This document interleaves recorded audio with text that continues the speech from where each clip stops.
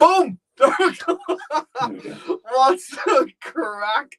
Big Scott here. This is All Leeds TV. This is your big match preview. We don't have Phil with us this week. Phil is jetting off to Greece, I believe. So I'm basically taking over for Philip for the next few things.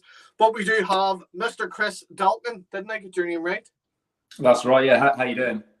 Not too bad, not too bad. You've been doing the last few shows with Phil. So makes sense. Keep the continuity. Keep you going. Keep you in here. I'm hopefully I do as good a job as Philip normally does. As always, get your comments coming in. Good evening, everyone. We've got some great news, obviously, coming up. Alison and Marty, what's the crack with you? Hope you're well. Happy St. Patrick's Day to you. Situation. Steve Brown, good evening, everyone. There we go. This is what we're going to get into shortly.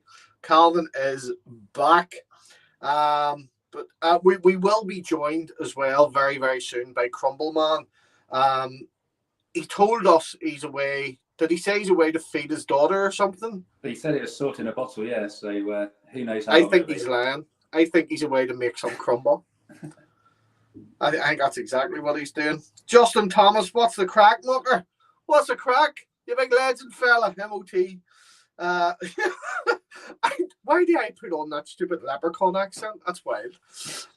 So yes, it has been a very, very eventful few days, shall we say. We've been, that elation's been there. After that, how do you describe it? An emphatic win against Norwich. And I know, yes, it's Norwich. But Chris, tell me this, you were there. Just how important was that win against Norwich? I think it was massive. Everyone knew it was kind of a must-win game. It didn't really matter that it was Norwich, in my opinion, because we're at the stage of the season where everyone needs points. So other fans are trying to take it away from us and trying to belittle the result. But we still had to perform. We're going to have bigger tests. But ultimately, the players eventually did their job. Yeah, they did. Eventually, this is the right word to say. Because that first half, for anyone watching now that watched my watch along, you could see my frustration that we were only 1-0 at half time. In the ground at half time, what was the feeling like for you? You know, we'd hit the crossbar, Rafinha blocked a shot with his foot. Pascal basically missed a tap in and skies it over the bar. Paddy misses a one-on-one. You know, did you feel like one goal was going to be enough at half time? At half time, I was quite comfortable, and the ground seemed quite comfortable as well. I kind of thought we had so many chances. We're going to keep creating. There was nothing to suggest Norwich were going to come in and come back into it at that point. Towards the end of the game, I can't remember when the VAR penalty shout was, maybe 60, 70 minutes onwards. But then after that penalty shout, it was starting to get a bit nervy. And I think everyone did see it coming when it got to the midway through the second half. You could just see the players were getting a bit nervous. Yeah. Tempers were starting to flare. Yeah. There was just a lot of nervous energy, and you always think of Leeds, if you don't bury these chances, something is going to come back to bite us. Yeah, I was quite worried about that myself. In particular, in that second half, whenever Harrison came on, there seemed to be this constant back and forth between him and Max Aarons, and I was convinced someone's getting a red card here. Between Jack Harrison, Shithausen, Max Aarons, and vice versa. I'd actually said in the post-match with Chris, you'd love to see him in a Leeds shirt because he was just an absolute wee shithouse. Yeah, absolutely. Did you think, again, we'll touch on this penalty shout, in the ground, when you seen this going down, did you think, shit, they're going to get this penalty, that this is going to be given? Yeah, I mean, it looked like quite a reckless lunge. I know he said after the game he wasn't going for the ball; he was just trying to slide in and block it. But it looked quite dangerous, a dangerous move to make. And yeah, from where I was, I thought it was a penalty. It wasn't. Maybe it looked a bit like a dive, but we don't seem to get the decision. So I just thought, here we go again. Yeah. And yeah, the mood at that moment was, yeah, it was awful. It took a while for the decision to even be made, and from watching it on the TV during the watch along, to me it kind of felt like whoever was doing VAR was trying to convince the referee, look, you need to take another look at this because we don't think this is a penalty. Again, whenever I seen the challenge, I honestly handed my head in my hands. I thought they were given that, and I thought, right, here we go. We're going to do a Leeds. Should have been 6 or 7 up at that point. I thought, oh, crap, we're going to do a Leeds. We're going to do a Leeds. Please don't do a Leeds. And then the referee overturns it and doesn't give it.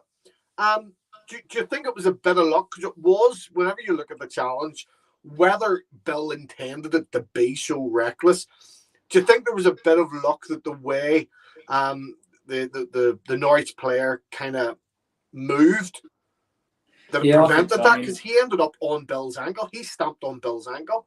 You know, I think he was probably looking for the contact, but if he had sort of, I guess, been a bit more clever, he could have probably got his foot down before his leg, and then probably would have got the penalty. Because how can you really say no to that? Yeah, had that have been Chelsea or Scum or anything, I think the penalty's given to them. Let's be honest. Well, that's the thing, and there's another moment I felt we should have a penalty when Dan James went down, and we've seen him. Yes, he's had those penalties all day long when he's in his red shirt, but yeah, not in the white shirt. First half, that was Brandon Williams. I think it was, yeah. I remember that now because he came right across him and he put his arm in front of him and then shoved him. He gave him a full body check. You know, it wasn't. It was almost like it was a rugby challenge. If that happens anywhere else on the pitch, that's a free kick. Yeah, I don't know what he needs to do to get a penalty. He's had so many of those sort of incidents. I know that there was one against Newcastle early in the season. He just doesn't seem to get them. Yeah, it'd be interesting to see if he was still in a red shirt and those challenges happening. Would they be given? Because I think the ref couldn't wait to point to the spot in that occasion, I'm sure. No, that's it. He's running there screaming before he's even blew the whistle. He said, "Oh, it's a penalty! It's a penalty!" So after the penalty, goes one each. Like, what was it? 91st, 92nd minute. How deflating did the stadium become? Did it just go from being this sort of land of hope and milk and honey to fuck, here we go again? Yeah, it did. I mean, the rows in front of me, they looked at each other and said, "Right, we're off. Let's go to the bar. We've had enough."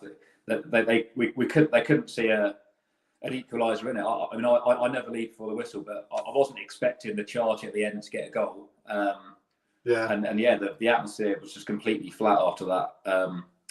Obviously, complete turnaround again at full time. But again, a bit of fortune in that. Just the way it happened.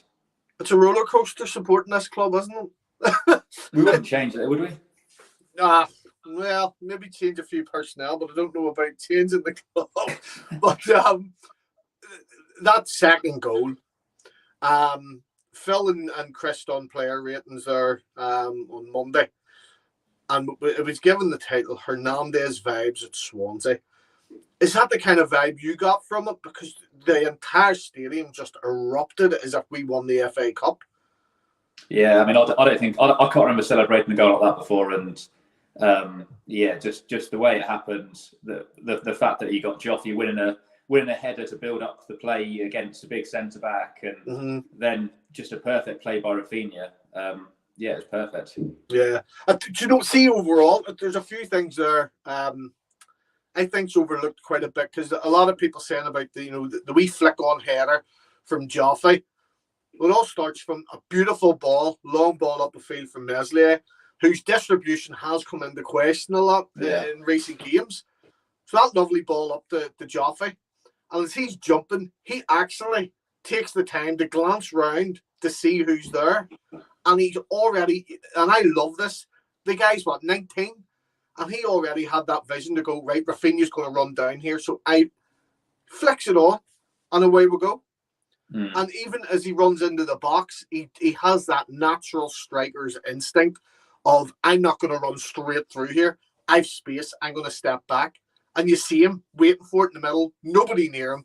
Yeah. And I think that is what we've been missing. Do you? Yeah, and I think the conclusion from the game, we have to have either Joffrey or Bamford playing, because you can't have Dan James, as good as he is, you can't have him making those sort of runs, because he probably wouldn't have been there. He'd have been probably running to the line like Rafinha was doing. And I think you need to have a striker in there. And he was so relaxed when the ball came across. He wasn't panicking. No. I know it's difficult to miss from there, but well, you saw Rafinha snatch it a shot earlier in the match. It can be done. Do you think? See, overall, I loved that. Mostly, obviously, aside from Dallas, we had round pegs and round holes for probably the first time all season. Even from kickoff, the players looked more confident and they looked comfortable. Do you think that the fact that they were playing in their positions held a massive factor in that, or something that Jesse's been talking to them about? Because I know that they had a big chat on the Thursday night, and he had spoke to Rodrigo, and he said this himself a few times about the fact that he spoke to Rodrigo several times. Do you think that the fact that they were in the right positions played a big factor in the confidence levels? I think so, and I think even for the fans as well. When we're all looking at the lineup beforehand, we're all quite comfortable seeing Ayling at right back rather than in the middle. Dallas at left back. Everyone was quite happy about that. And I mean, Bamford himself, that was massive. Just having Bamford up there, I think, gave everyone a boost. Yeah. Well, welcome aboard. Good to be here. Pardon? Did you enjoy your pie? I didn't have a pie. I took my daughter out. I told you. You knocked your daughter out? I was sorting my daughter out. No, I'd made her a bottle and then fed her. Oh, right, okay. Listen, it must be your south of England accent or something. I don't get it. Okay, all right, Irishman. We're gonna go there today, boy.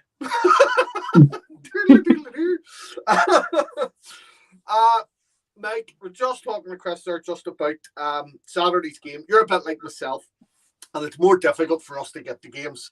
But from what you've seen of it, how did you feel at home when you seen, we were 1-0 up at half time, we should have been 4-5, they nearly get a penalty, then they equalise, and then in the dying embers of the game, we win.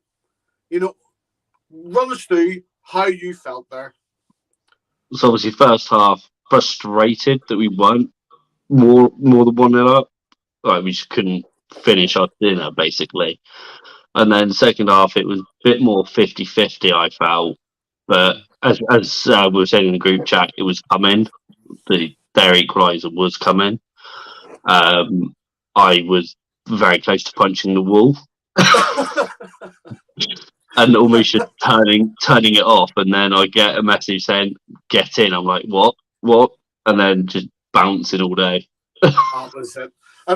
The problem I had, obviously, I was watching in Hong Kong. So there was a mild time delay for where I was watching. And see, the worst thing you can do, we've all learnt this in hindsight, because I had to watch in Hong Kong for the Leicester watch along. And whilst I was celebrating our goal against Leicester, there's people in the comments telling me they've went and equalised. What are you doing? Why are you cheering? And then on Sunday, it's the same thing. I went and checked to see how the other matches were going and seen, holy shit, we're winning 2-1. How that happened? They've just equalised. Yeah, I watched that back. Oh, God, don't even. Scunder. And can we just point out as well, and I love that people are overlooking it, when Joffrey came on, my exact words were, well, it's a bit late now to bring Joffrey on. But on the subs, the bringing Joffrey on when he did seems to have raised a lot of questions this week, and people questioning, well, did he get lucky, or was it a smart, adaptive, tactical decision? Chris, what did you make of that? Because just before he brought Joffrey on, obviously, we're winning 1-0, and it looked like he was bringing Jamie Shackleton on. Then it goes one each, and he changes the sub around. What did you make of that in the stadium? What did you think he was doing? Yeah, so I mean, from where I was, I wasn't really focusing on that on the bench. I couldn't see that he was bringing Shackleton on, so I was only aware of it after the game. But I couldn't believe how late it was. I thought it should have been, the sub should have been made when Norwich were piling the pressure on after sort of 70, 80 minutes, because I just felt we needed to do something to change the game, and he would bring the spark that would get the crowd behind the team and give Norwich something else to think about. So I think it was good that he did roll the dice, that he changed his mind, but he was a bit lucky, and it was quite fortunate the way it happened. I mean, I don't think we're going to see too many goals that go straight from Meslier to our 5'9" striker, whatever he is, to head it through. Good nonetheless, but stroke of luck, I think. It was beautiful. It was beautiful. It was, yeah. Nearly as beautiful as Crumble Man's Crumble. Aunt Bessie, tell me this. Whenever you, Aunt Bessie, because you do the wee crumbles from Aunt Bessie's. Did you get it? Yes, I get it. I just feel like I had to explain that to you, mate. Oh God! It's St. Patrick's Day. There's Irish in the nationality. I'm not actually Irish, but it's in there, so I'm allowed to be a wee joker, a wee kidder today. Mike, like what was your thinking over the subs? So initially, I wasn't too downhearted when he brought on Rodrigo. I know a lot of people was. They thought it was like a dull move kind of thing. I was okay with it. But then obviously adapting, bringing on Shackleton to Joffrey, as you've stated before, that it's nice to have a manager that will adapt and will change his mind. It's weird, that, isn't it? Yeah, I know we all love Bielsa and stuff, but it's almost refreshing. Do you feel to have a manager that's willing to adapt per game, per opponent, per situation? It's not something we've been used to, so it's refreshing. Shall we say? Now we're going to move swiftly on here. Let me see. Just one check in the comments as well. Let me see what people are saying. 14-14 Yorks. What's a crack, lad? You think he got lucky? It was a desperate move. Fair enough. That's your opinion. I'll take it. Joffrey's got a back injury. No, well, I think we'll find out if he's okay to play. Let's see. There was a couple more comments there I seen. Where did it go? No. Nope, can't see it. I thought someone had posted up. I think it might have been the other day. It was from it was, I can't even see it now. It's from Alison and Marty. Whenever it went one each. Marty's been getting awfully fond of this. He left when it was one each. Marty, if you don't want to go for the full game, I'll take your place, mate. Yeah, shocking. But no, it's understandable to see that frustration, especially for people the likes of me and Alison and Marty and stuff all coming over from Northern Ireland and things. It is so hard to get going, and you just want to see your team turn up. Who will be turning up tomorrow night though? Because Calvin and Coops are eligible to play. Did any of you see that coming before the international break? No, I knew they were close, but I'm not expecting them to get many minutes tomorrow, if any. But yes, it's a great boost, and I suppose perfectly timed so they can get a bit of rest and get ready for the. Is it Southampton after the break? Southampton and Watford, yeah. Do you see them being on the bench? I see there's a lot of debate on social media at the minute of, do you start Calvin or do you bring him on or what do you do with him? And even today in the press conference, Jesse Marsh is saying that'll be, they're going to work out the plan and manage them in the way they did with Bamford. can you see them being on the bench as more of a symbolic gesture of sort of like a confidence booster to the fans and the players? Mike, what would your take be on that if they were to be on the bench? Yeah, I think that they will be on the bench, if I'm being honest. Oh. Well, hello? Hello? Where'd you Hello? go now? Oh, I we've swapped. Hang on. What the hell was that? have no idea what happened there. Why have you got two screens? I've got two screens. You've two screens. I don't know what you've done. I think you've accidentally opened it somewhere else. Right, bear me 2 Michael, seconds. you're taking the absolute mic. Right, 2 seconds. Car crash. What are you doing? This overlay is getting tested here. I know it's just like this overlay doesn't change whenever the camera changes. There we go. Right, is that better? Aye, that's better. Just one camera will do. That'll be grand. I think Phillips will be on the bench. I don't expect him to start. Whether or not he'll get minutes is another matter. Yeah. I hope he does. Do you see Cooper on the bench too? Again, that will depend on other substitutes and who we've got available.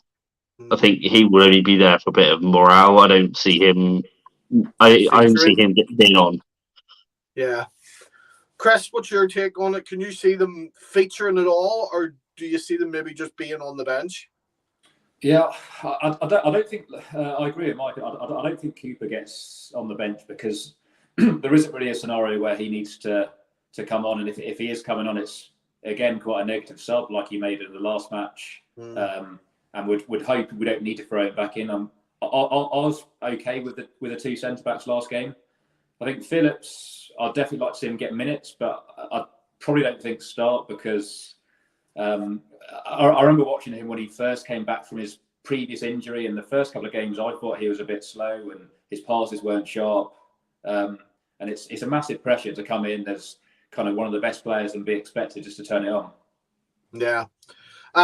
Again, I don't know what's going on in this Newcastle match or the Everton match. I keep glancing. Has a fan tied himself to a pole? I keep looking. There's about 20 stewards around some fan on a goal post, and they've got players. He's tied himself to a. I don't know what he's doing. I don't know what's going on here. If everybody knows what the hell is going on, or what the actual hell is going, there's someone full on trying. I don't know what the hell I've just seen. It's just they're still trying. They haven't even finished the half. It's still first half. It's still the first half. 54 minutes nearly in, and this guy is. They're in second half now. Oh, is it in the second half? Yeah, they're in the second half. I think they are. Mental, absolutely mental. Cable ties himself to the pitch. This is what the actual hell is wrong with this Premier League. Is that an Everton fan? Muppets. Huh? Is that an Everton fan? Oh no, something about stop oil. What the hell? It's probably Frank Lampard. Oh, it's probably a protester against Newcastle, isn't it? Their owners, because they're shady. It looks like, this is mental. The police are now on. Someone else has run onto the pitch, and the police have got him. The police and the stewards are carrying this guy off. He's wearing an orange stop oil, save the planet type t-shirt. And now there's this other guy, the police tripping him up. Well, the camera's quickly jumped off there. This is supposed to be the big match preview for Leeds v Wolves. And it's now turned into what shithousery's going on this Everton match. Watch along. But yeah, we might throw shit on the pitch, but we're not protesting and strapping ourselves to posts. Lifetime, but the guy's deadpan. There's nothing in his face. Yeah, you need to get a big cable tie to get around Frank's wrist. Somebody tried the same thing last night in the Arsenal game, but the steward stopped them. I have no idea what is going on. Sean McGonigal, stick on the Everton Newcastle game. It's absolute bedlam. Right, back to business, boys. Back to business. Yeah, Calvin and Cooper, whether the player or not, I don't think they should. I don't think they should. But I think symbolically to have them both on the bench gives a great boost to the travelling fans, knowing that they're ready to play. They're ready. So whenever we come back against Southampton, Watford, they're playing then. I don't know if Cooper's going to go straight back into the team. That's the thing. But we've said it for a long time, or at least I have. We've 2 lacked seconds, that. go. Of course you're going away. Of course you are. We've lacked Cooper's leadership. In defence, do you think after this international break, would you be starting Cooper in a centre-back pairing with either Strike or Llorente?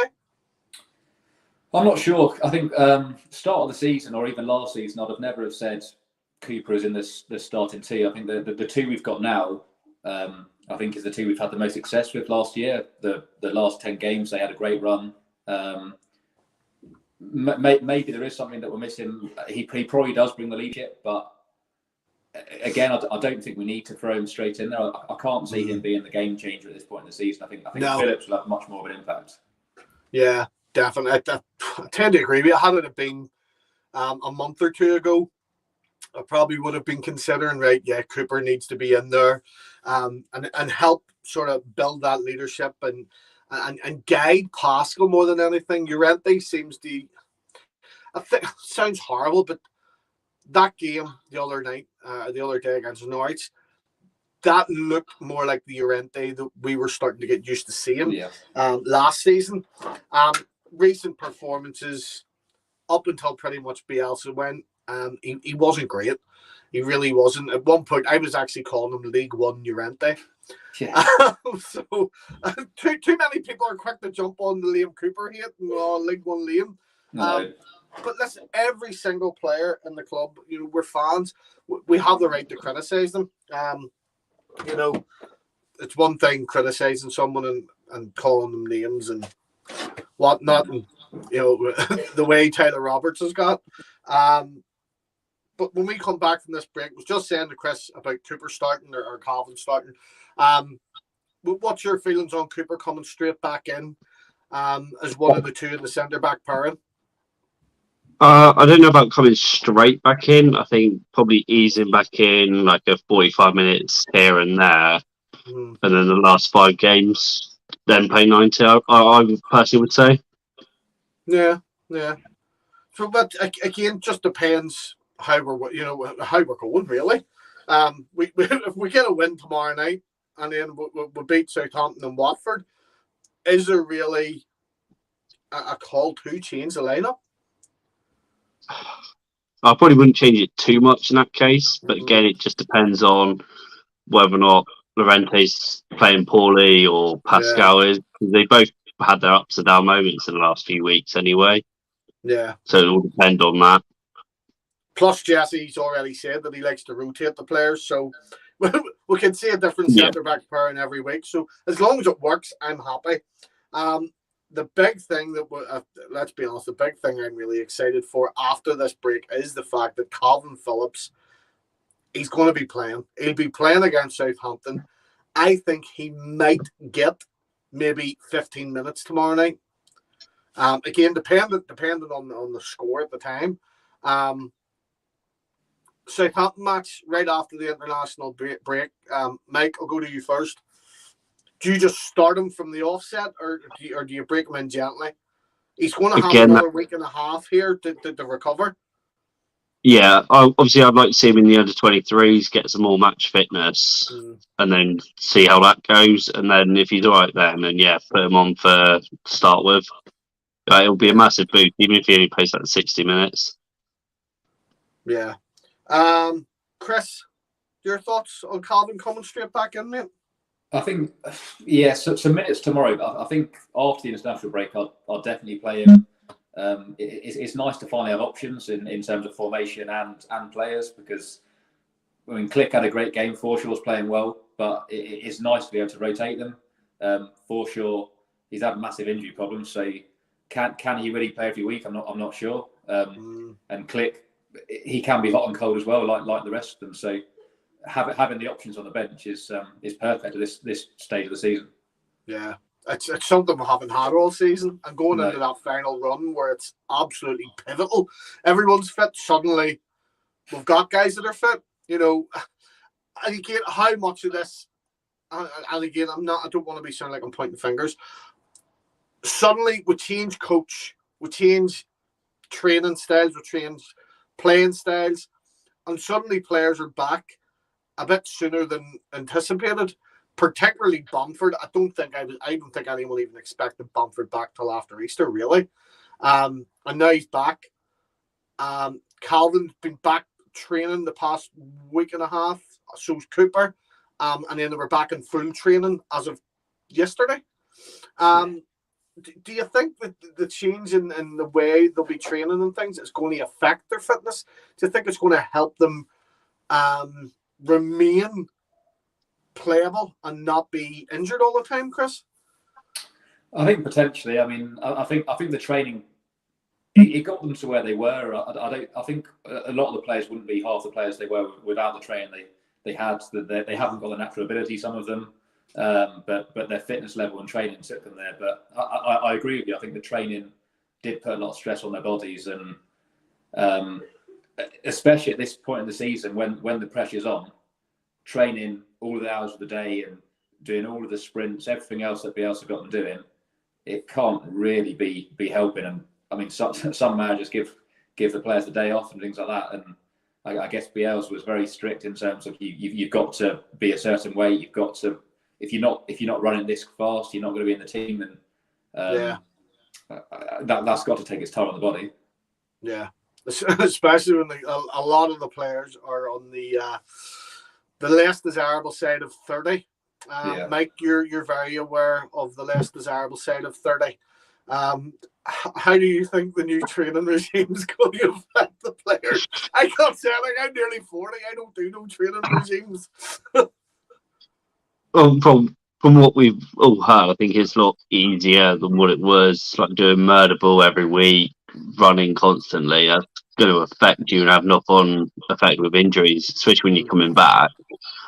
That's no good when you've had like 6 weeks off, come back and do murder ball, you're back off injured again. Yeah. So easing them back in is going to help them. Yeah. Do you see the fact that obviously whenever Bielsa called up the 23s to the first team squad, they weren't able to play for the 23s.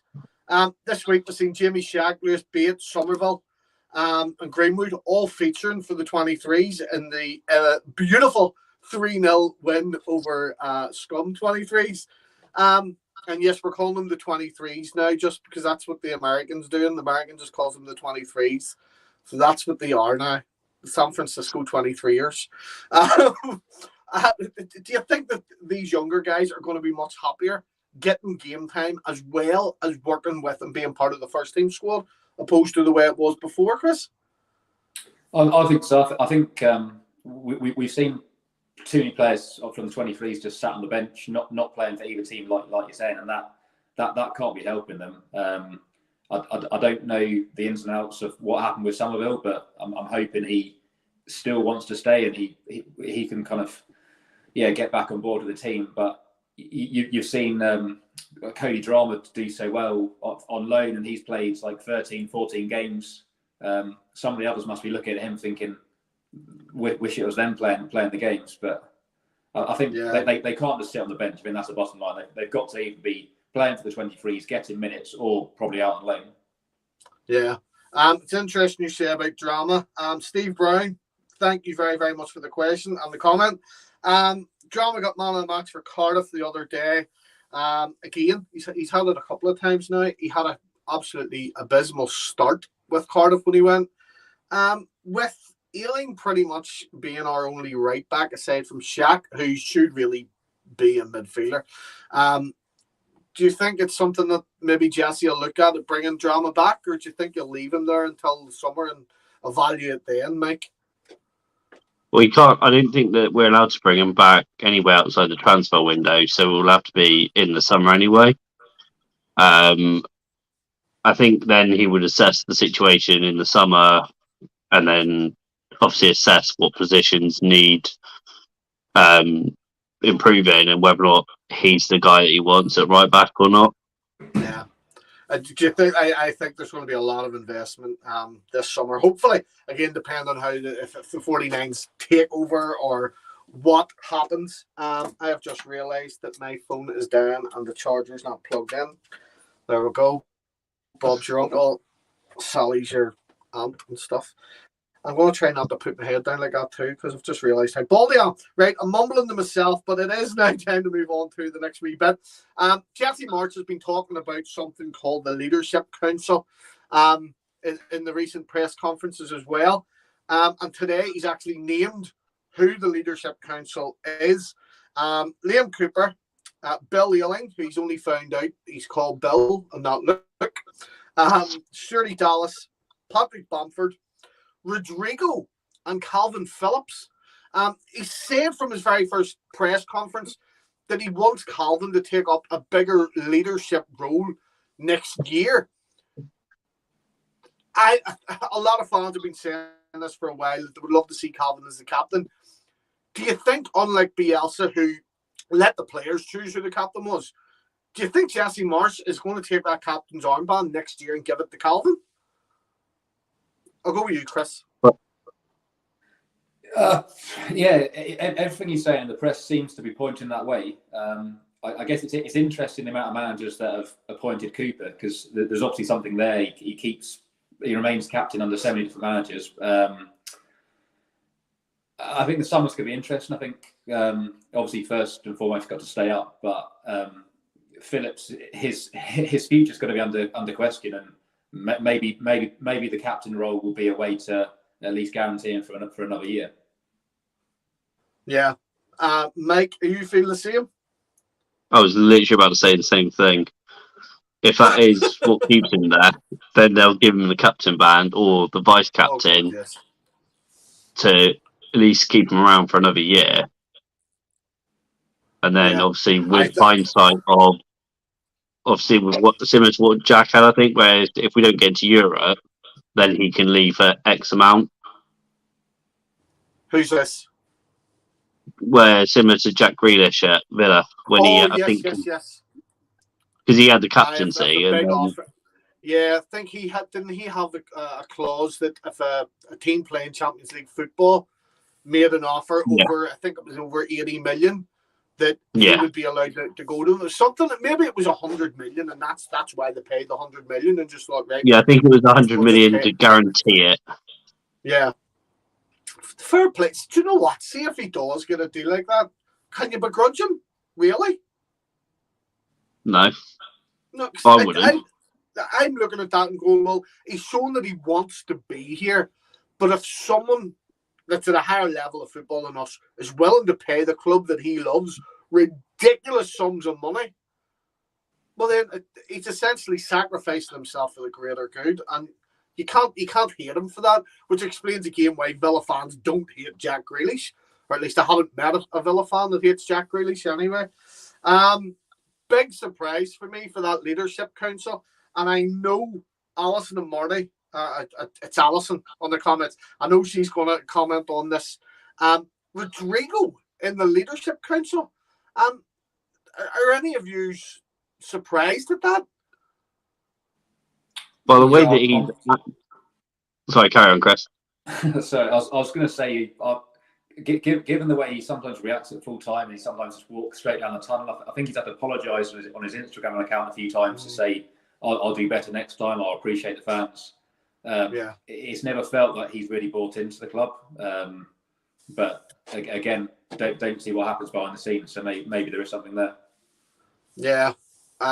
He's stormed off a few times, and I've seen the Instagram post where he's saying about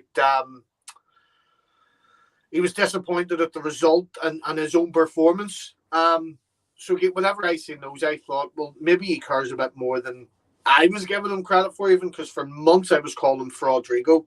As many did. Listen, we're all guilty of these things. And like football opinions, that they're like water, they're flowing, they're ever changing and stuff like that, unlike Mike's crumble. Mike, how did you make the announcement or the admission that Rodrigo's part of this leadership council.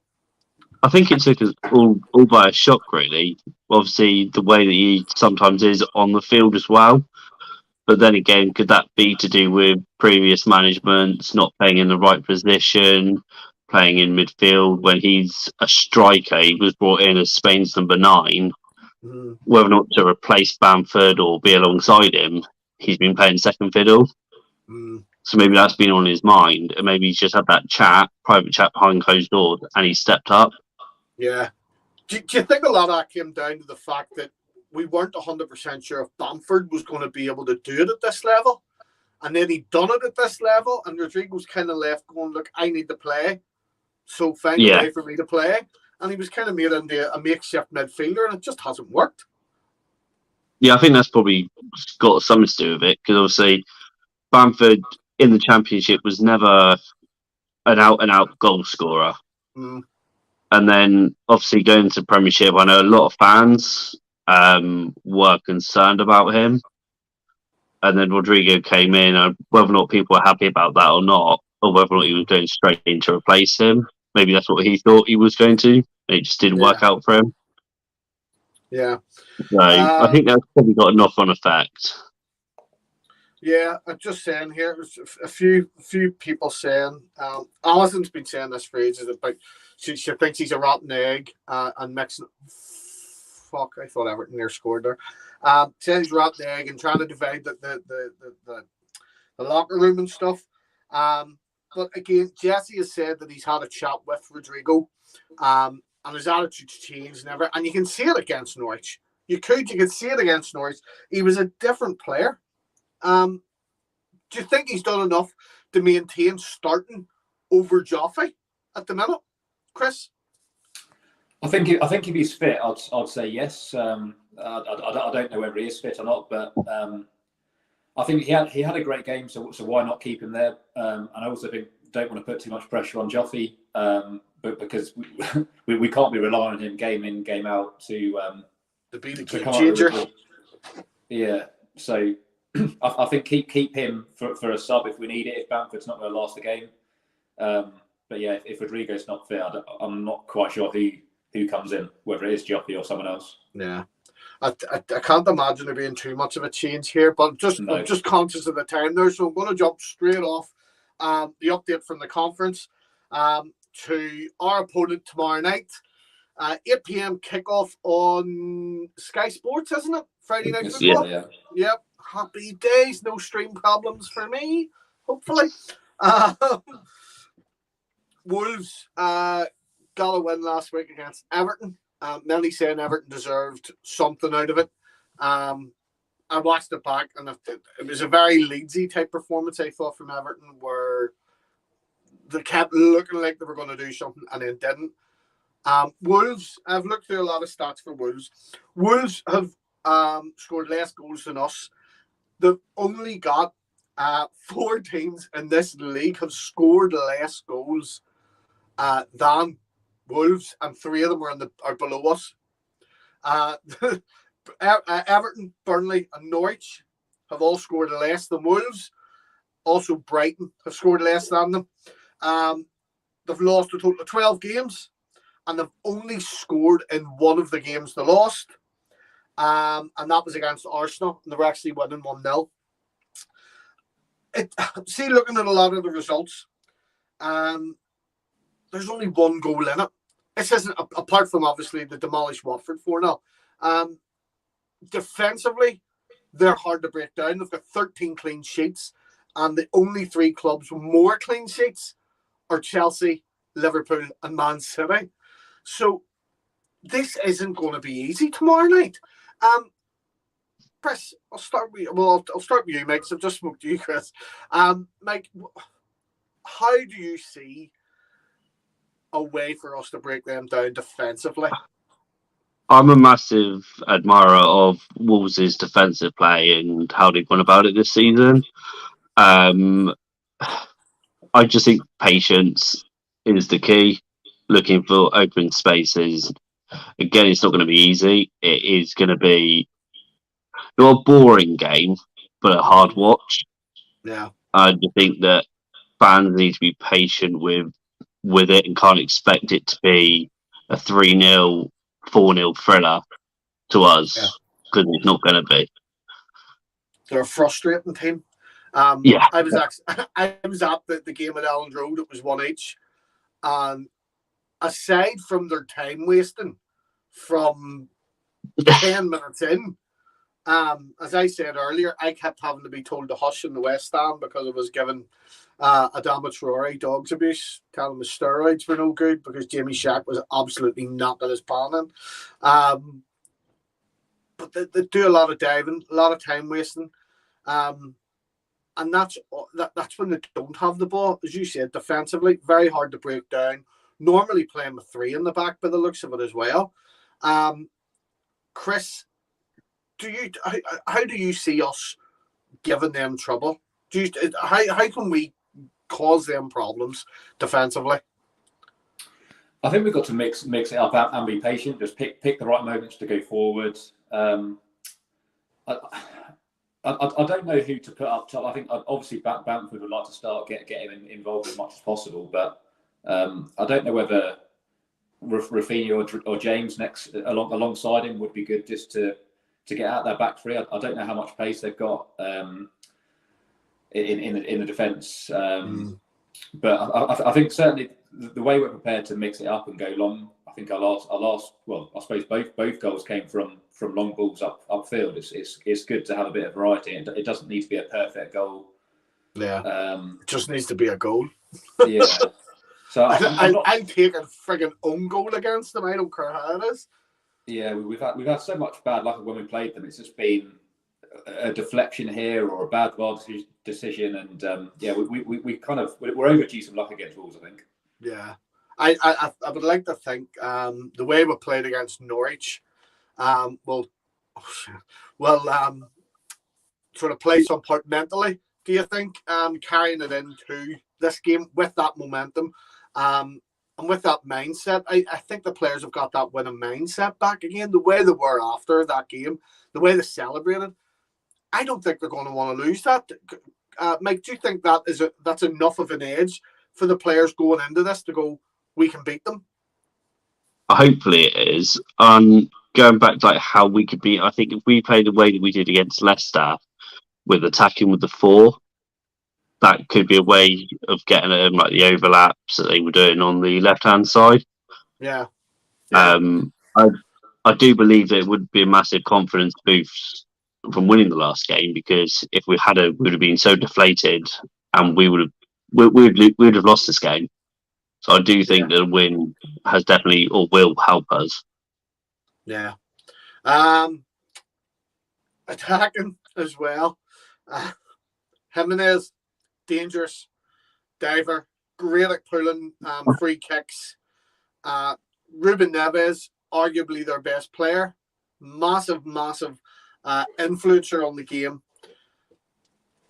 I've seen loads of scummers believing that he's going to them next summer, but I really don't care. I don't think anyone wants to go there at the minute. But attacking as well, whilst defensively, they can make it difficult for us. They can give our defence a very, very serious headache, especially with their pace. With Traore away now and the Barca, you've got Johnny getting a lot more time, and he's fast. As I said, Neves, Jimenez, God, who else have they got there? I've only got Neto. I've heard Neto's out, so that's quite good. Oh, is Pedro Neto out? I believe so. I'm sure I saw that somewhere. I don't know what's happened to him, but I hope so, because I've got him down in my predicted leg up. I thought he was coming back. I thought he'd come back from injury. I thought he's just come back from injury now. Oh, maybe that's the case. I didn't think he was in the predicted lineup anyway, but Sure, Vardy just came back from injury to play us, and he's away again. You never know. But Daniel Podence as well. A lot of people overlook him. He is a dangerous wee shite bag. I think everyone talk about Neves, talk about Jimenez, Johnny, the whole lot. Podence could cause serious problems there with his pace, with his vision, picking out them passes. how do we deal with someone like Podence, Mike? It's a hard one because they've got a few attacking options, and he can switch sides, run at you. So it depends on who's marking him. Obviously not man marking, but just getting at him, closing him down when he's got the ball, not letting him have space or time, because otherwise he will punish you. Yeah. I'm just glancing over there. Everton's crying for a penalty shout here, but it doesn't look like it will be given. I don't think it is a penalty. It was a bit of a dive from Coleman. But there's contact. Fuck, this could be... the pressure could be on here if this is given and they score. Because if Everton win this, well, then we kind of need to win tomorrow, don't we? Let me see. All Leeds TV fan channel commenting. Love them graphics. Obviously, that's Jack. he's a fan of a good graphic. Yeah, I can see there in the comments people confirming Pedro Neto's not playing according to Bruno Lag. It's looking like it's nothing to do with a penalty. It's a red card for Everton. Happy days. Another one. Is it Alan? Is it? And they were all talking about how he'd be a big game changer for Everton. That is a red card. He didn't even go for the ball. He's in the air trying to absolutely chop Alan Saint-Maximin in half. As a neutral, that's a red. I'm not invested in this game at all. Not at all. Yeah, Nick Griffin, it's a red. And if this was my live watch along, there's a big off graphic now that you might like. But just right back to business. Where's my bloody notes? This is why I should never do these things, because Phil will tell you I go off topic very, very easily. I always need someone just to keep me reined in a wee bit. Right, as I said about them being difficult to score against, and they've only scored one goal in most games, apart from Watford. One or two other games they've scored 2 goals in. The only teams to score 2 or to win by 2 goals against them was Brentford and Palace. They're the only 2 teams to have beaten them by 2 goals. And it was 2-0 in each of them. Surely when you see that, you think, we can beat Wolves. Come on. Chris, what do you make of that there when you see things like that? Yeah, I mean, I'm not massively worried about the game. I don't know.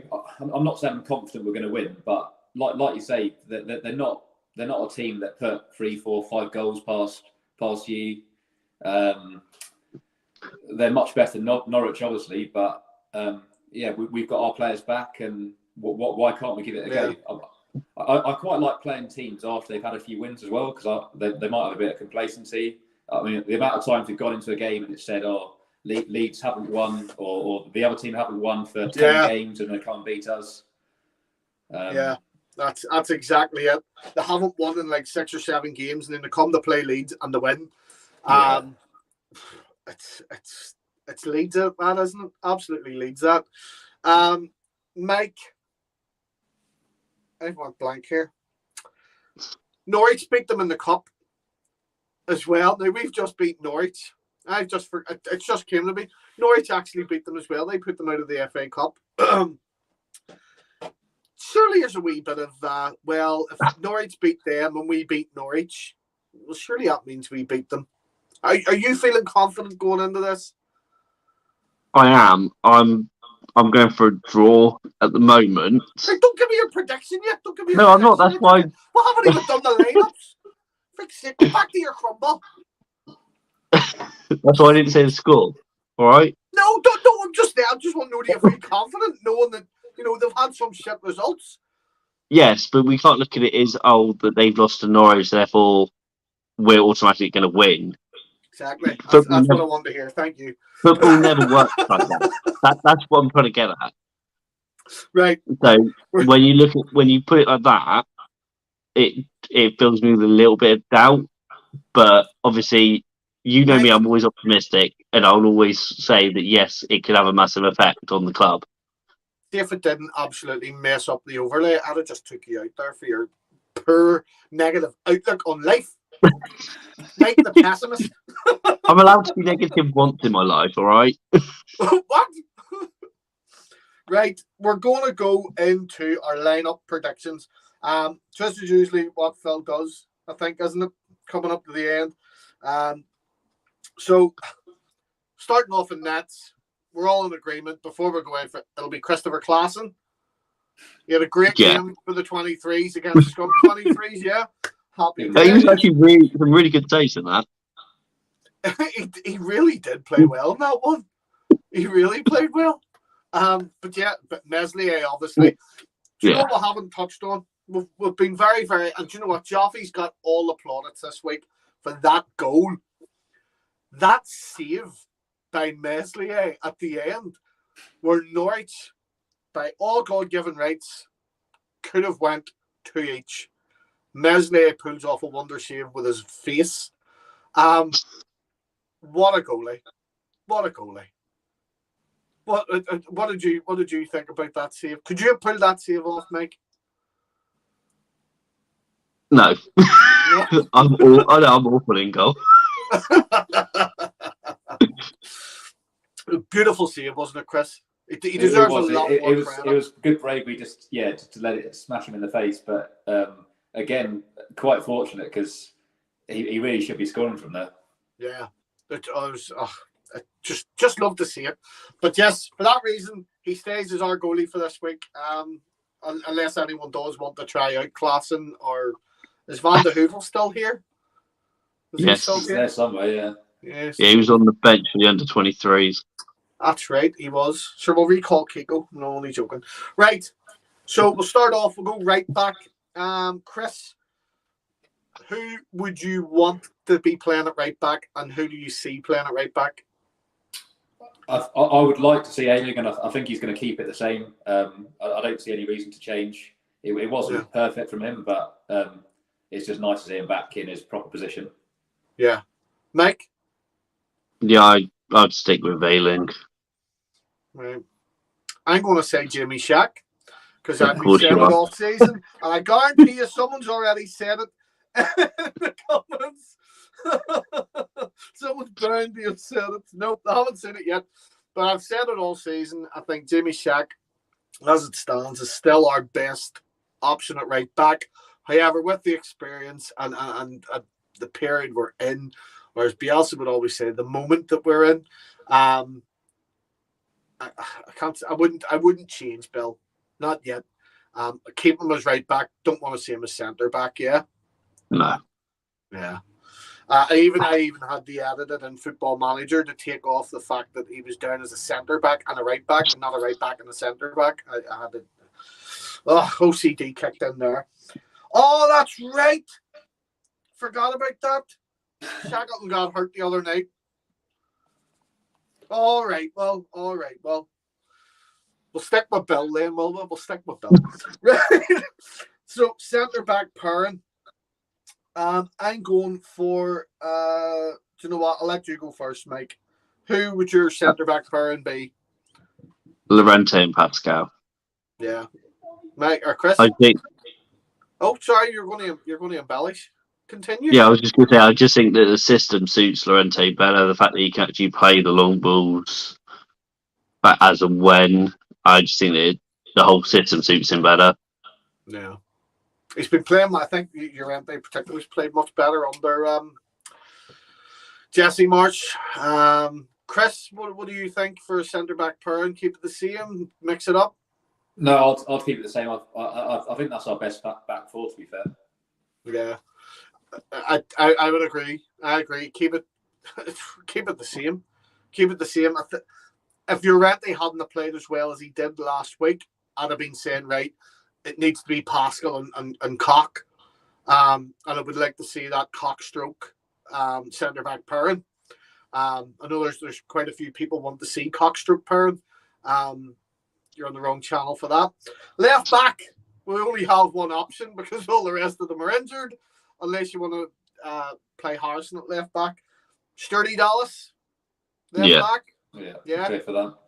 The 𝐃𝐎𝐍𝐓𝐁𝐃, the legend of the Gawa. Greenwood Army. Anyway, so midfield then, so we're going to probably be the usual 4-2. It's like a 4-2-2-2 type thing. It's like a weird 4-4-2, 4-2-4, you could argue. Who would be your two holding midfields tomorrow? Chris. You wait till you're spoken to, Michael. I'd keep it the same. I think Forshaw and Click. I mean, I wouldn't mind seeing Phillips. Newcastle just hit the post. What's happened? Sorry, Newcastle just hit the friggin' post. Oh, sorry, Chris. We were too invested in this. The Newcastle goal will be more important than me speaking, but unfortunately, they've still got time.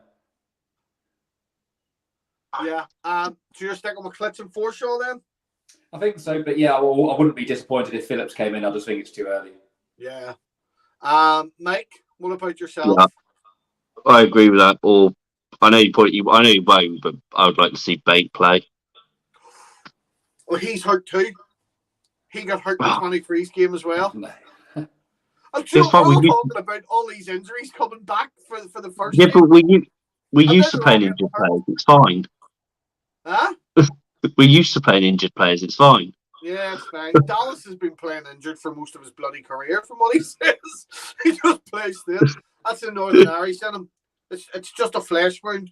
Just rub a wee bit of dirt on it, and you'll be fine. Everton looking at a penalty there as well. VAR's checked it, and it's no penalty. Just time wasting. Plus 14 minutes, might be odd, because of Lampard's attempt at taking the limelight away with him. So he stuck his wee mate down there with cable ties on the posts. Prick. So yeah, Newcastle have to win this, right? So we're all going Klitz Forshaw as the two holding midfields. I would like to see Calvin on near the end. Okay, even if we are drawn, or what? Do you know what? See, to be honest, no matter what the result, would you like to see Calvin on for maybe the last 15, 20 minutes to get a bit of time under his belt, even if he came on for the last time? Yeah, I think it vary on the scores as well. I think depending on how we're playing and the way the game's like swinging, yeah, whether or not it would be a good idea to bring him on. Yeah, Chris, you same feeling, or would you just let him rest and keep him on the bench? I'd like to see him get some minutes. I think it's going to do him good, and yeah, I'm sure he's itching to get back out there as well. Yeah, definitely. Oh God, he's been busting. Apparently, he was begging to get playing against Scum. Oh, was he? Apparently so, but he was nowhere near fit then. No, and that was under Bielsa regime, so he definitely wasn't near fit. Right. So that gives us our wingers. We'll go with right wing. Everyone saying Rafinha or any someone for Somerville? No, I'd stick with Rafinha. Yeah. It's really weird considering Jesse March has come in saying that he loves to do rotation and stuff, and he obviously doesn't have the squad depth of the players to do more rotation. So it's essentially going to be, I dare say, an unchanged lineup tomorrow. But this is one I dare say might cause topic of conversation. Left wing, Chris, who would your option be for that left wing? I think it depends on fitness, but I'd probably keep it the same again and have James there. Right. Unless he needs to be played further forward, but. Yeah, oh God, no, let's not play him up front. let's keep him not on his own anyway. Mike? I think this is the game that you start Jack Harrison and then you bring James off the bench for him. Tire him out at the end. God, both good shouts. I think the way James has been playing, for me, I'd be starting James and then do the same with with bringing Harrison on, because Harrison can play. Well, I suppose all three of them can play either side, really. So it really just depends which wingers having the worst game out of them. If any of them have a bad game, which one comes off and does Harrison come on? I suppose we've got them options now. We've got a wee bit of a selection headache. If wingers are playing as wingers and not strikers, you're kind of going, right, well, where does he play now? Yeah, I'd be sticking with the same lineup up to this point as well. And then up front, would you be going? Let me see, just behind the striker, who would you be going for, Chris? Rodrigo, Joffrey, Greenwood, Bamford? I think Rodrigo, if he's fit. If he's fit, he had one of his best games, so let's keep him there. Yeah. Mike? Yeah, I agree. If he's fit enough, then Rodrigo. Yeah. It's been a very straightforward prediction of the lineup, because we'll all be like, yeah, look, we should just save time here and just, but it's going to be the same lineup as last week. Bamford up front. Yeah. Go with that. Bamford up front, right? So pretty much all three of us have said unchanged lineup. It's going to be an unchanged lineup. Subs then most likely to be made probably Harrison, Phillips, and Joffrey, depending on the result and how we're going. What would you see being the changes, if any, that are planned? Because it does seem to be there's planned changes throughout some of these games.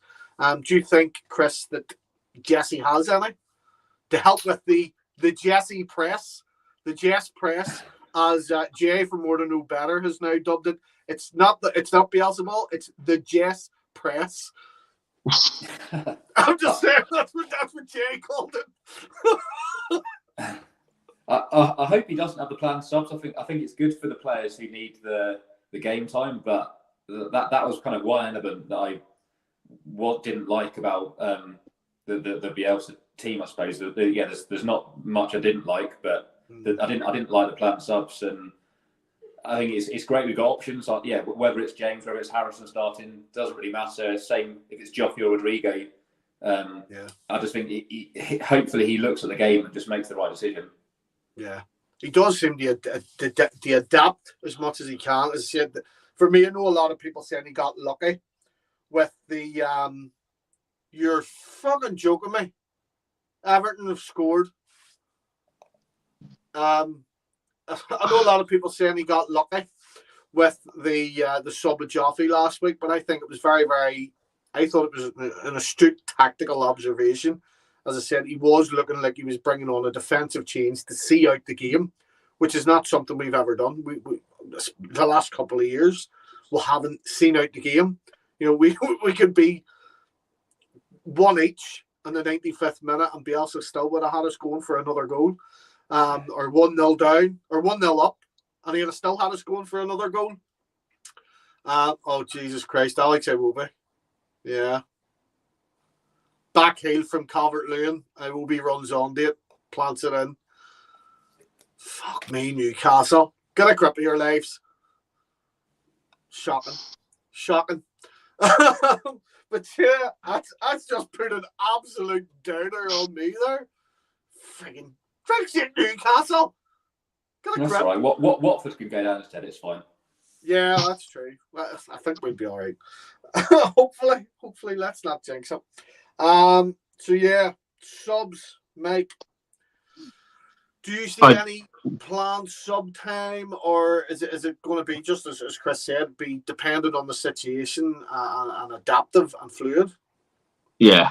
I think they would just do it as it is. I think. Depending on obviously Bamford's fitness, I think he might have a time limit, say 45, 60 minutes. But then it probably all depends on the game and how it's flowing. Yeah, definitely. Right. We're just going to read this up here now. Just looking at the time, we've got conscious here. We've just the score predictions to go then. So I'm going to keep track of this because this will bite you on the arse. I'm going to make sure I've got this down. I'm going to start off with you, Chris. What is your score prediction for tomorrow night? I think it's going to be low scoring. I want to predict a win, but it's quite hard to justify it. So I'm going to play it safe and go 1-0. But I could see it being 1-0 to either side. Yeah. Okay.